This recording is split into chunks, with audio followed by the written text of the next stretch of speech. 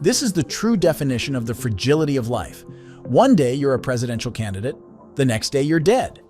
On Wednesday, Fernando Villavicencio, Ecuador's presidential candidate, was assassinated after leaving a campaign event.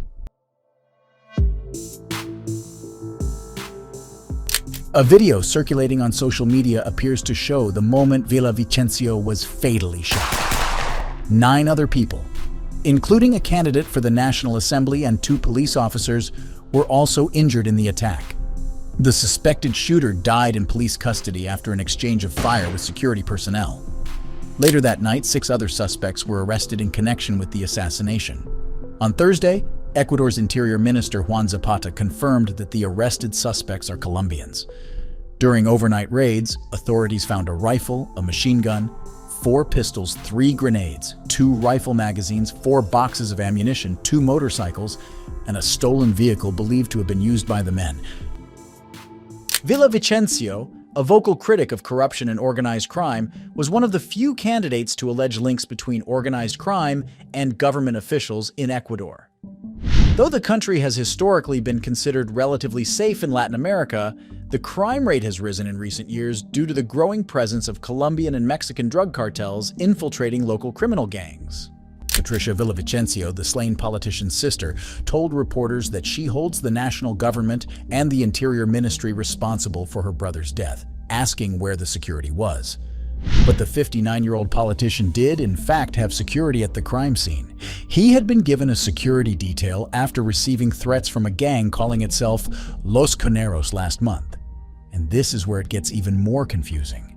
After the politician's murder, a video with heavily armed men wearing balaclavas appeared on social media, claiming responsibility for the murder and calling themselves Los Lobos, rivals of Los Coneros.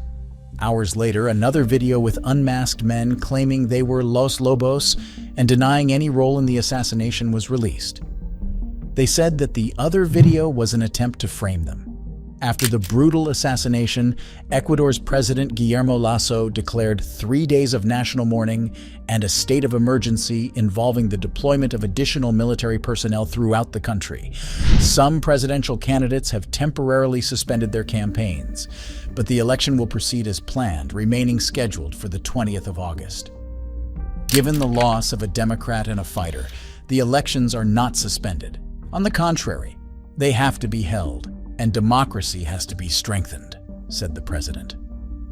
One of Villavicencio's last words at the campaign rally just moments before death were, "Here, we pay for democracy with our lives." These words, unfortunately, turned out to be prophetic. New York has a serious migrant crisis. City's mayor, Eric Adams, has been sounding the alarm about a humanitarian crisis in the city for some time now. But recently, the mayor took this issue to a different level, as New York City received nearly 100,000 immigrants since last year. On Thursday, the city's mayor said, "This is a national issue and it should be treated as such." Right now, the city is on pace to spend $5 billion on migrant care this fiscal year.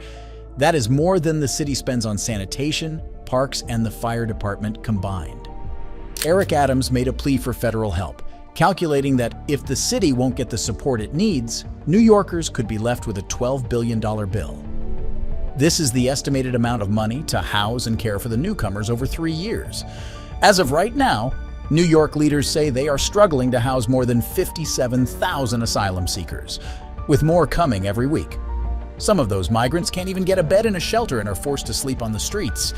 In July, the leader of America's biggest city declared there's no more room left. And in recent days, it seemed that the migrant crisis has passed a breaking point. Hundreds of newly arrived migrants were left to sleep on the sidewalk outside the main processing center in Midtown Manhattan. In the end, New York City managed to find beds for those people, but it sparked outrage amongst critics. The greater he makes the crisis seem, the more leverage the mayor has to get money from the federal and state governments. Ilza Thielman of the volunteer group team, TLC NYC, said, "New York has continuously served as a gateway for immigrants for a long time now because nearly 40% of the city's residents are foreign-born. But given the current crisis, it remains to be seen how New York will manage to care for its newly arrived residents." There are 4 forces in nature that govern interactions between particles and objects at various scales in the universe: gravity, electromagnetic force, weak nuclear force, and strong nuclear force. However, scientists may have discovered a 5th one. This is a muon, a type of elementary particle that is similar to an electron, and scientists at Fermilab in the US were exploring how this type of particles move in a magnetic field. Muons behave like a child's spinning top, rotating around its axis, and these particles tend to wobble. The frequency of that wobble can be precisely predicted by the Standard Model, the modern theory that describes how the universe's particles and forces work on a fundamental level. If the measurements don't line up with the prediction, that could be a sign that there is some unknown particle appearing in the loops, which could, for example, be the carrier of a 5th force, and that is exactly what happened. Yet, scientists are still not sure if this unpredictable wobble is caused by a 5th force, or if the predictions were wrong in the first place. If this discovery turns out to be true, it could mean a scientific breakthrough, which will help us better understand our universe and create potential for new technologies. Another day, another AI fraud story. Amazon had to remove 5 books last week after Ohio-based author Jane Friedman complained that someone is using her name to write and sell new material imitating her. Friedman has written several books about publishing history, including these.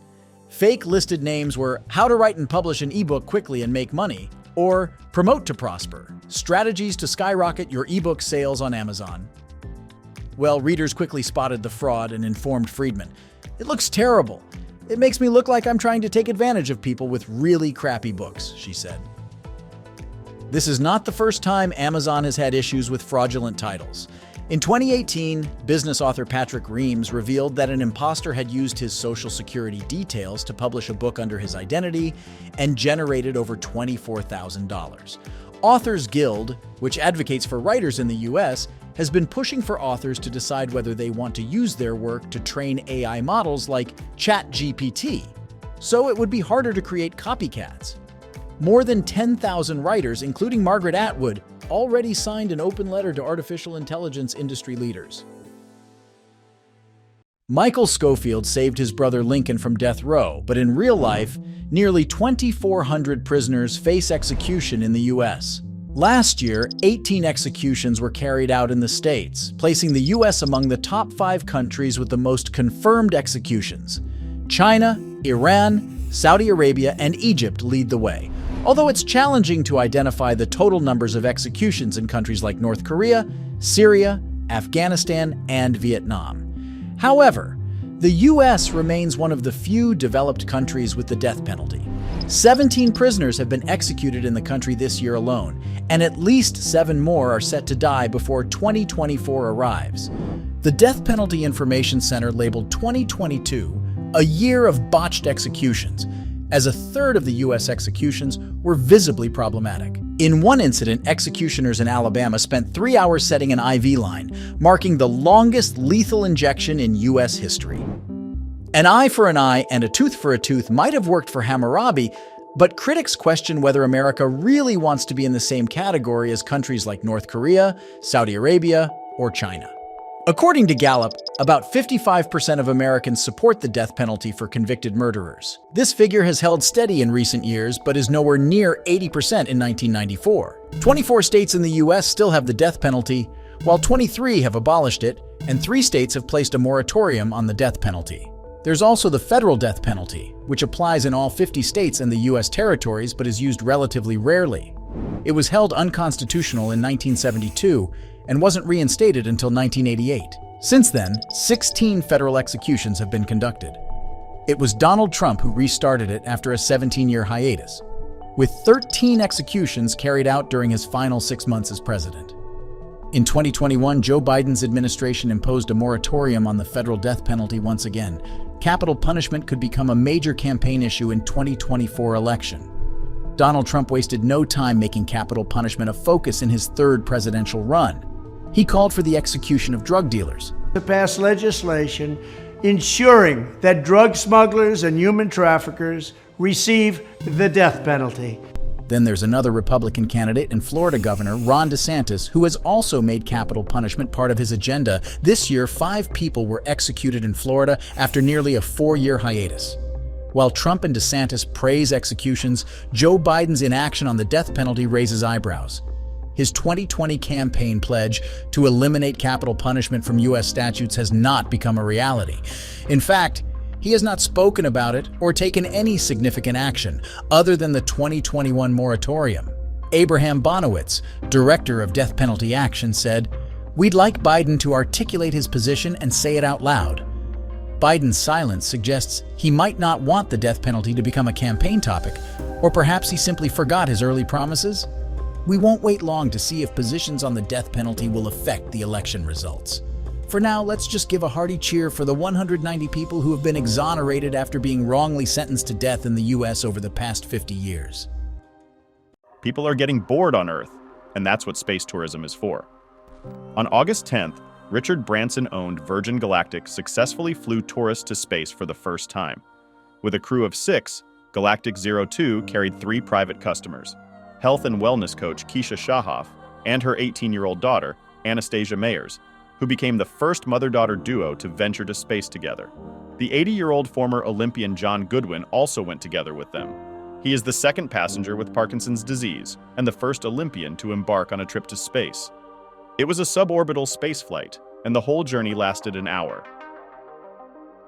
Getting on a plane as a tourist is usually a great satisfaction as well, but space tourism apparently hits you differently, even when you come back from your little space trip. I'm still up there. I'm not here yet. Although this type of tourism is not something new. In 2001, Dennis Tito, an aerospace engineer turned financial analyst, paid Russia $20 million for a trip to the International Space Station and became the world's first space tourist. From 2001 to 2009, 7 tourists went to space. But the real breakout year was in 2021, when at least 7 commercial spaceflight missions happened in 1 year alone, including those organized by Virgin Galactic, SpaceX, and Blue Origin. This was the year when billionaires Richard Branson and Jeff Bezos went to space. Virgin Galactic's successful flight is a major step for space tourism. Now, the company expects monthly flights to follow. Virgin Galactic already has 800 tickets sold for a quick space trip. Other companies like SpaceX and Blue Origin also want to make space accessible to everyone and eventually reduce costs, because now it costs a fortune. Suborbital space flights take passengers to between 50 and 70 miles above Earth and cost from $250,000 to $450,000 just for a few minutes of witnessing the beauty of the Earth. Don't have the money? Well, then enjoy the amusement parks on Earth. There is more. An orbital spaceflight would take you a few hundred miles above Earth. For example, the International Space Station is 254 miles up. In this kind of journey, space tourists can spend days or weeks up there and pay from $50 to $100 million for a ticket. And then there's lunar space tourism. Some companies aim to complete commercial space flights around the moon, offering a seat for a staggering $150 million. This is a price for a, you can look at it, but you can't touch it, as there would be no landing on the moon. No lunar space tourism flights have yet been launched, but there's already people who have tickets for it. In 2018, it was revealed that SpaceX will send Japanese billionaire Yusaku Maezawa to a lunar trip. The billionaire did not say how much he paid for it, but last year he picked 8 passengers who will join him on a trip for free, including American DJ Steve Aoki and popular space YouTuber Tim Dodd. When this historical flight will be launched is still unknown. Of course, it's not all about the money. Future space tourists should maintain good health as early as now to be able to handle space. The ones going to space are also given on-ground training to build their endurance for the gravity forces during launch and re-entry. Let's just hope by the time space tourism will be accessible, not only to the richest ones, there will be enough space hotels out there. What would they serve for breakfast, though?